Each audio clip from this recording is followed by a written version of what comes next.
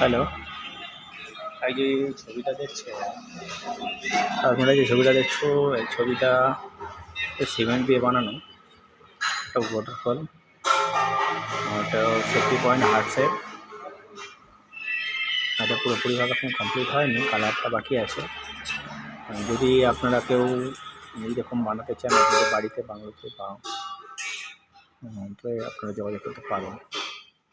हम लोग स्क्रीन में दिया हुआ जो पिक्चर देख रहा है ना, और जो सीमेंट में बना हुआ है वाटरफॉल दबदबा जो बोलता है ना, दबदबा ये मूर्ति हार्ट से जिसमें सेल्फी खींचते हैं, वो वाला आप लोग कोई बनाना चाहते हैं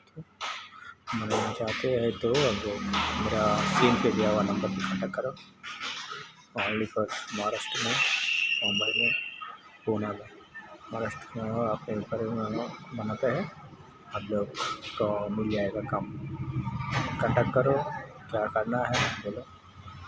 और जो दोस्त लोग देख रहे हैं ना, हम लोग मेरा एक बात बोलना है, हम लोग वीडियो तरह के शेयर करो और सब्सक्राइब करो, थोड़ा लाइक कर दो तो लोग ये मेरा प्यार बराबर रहेगा।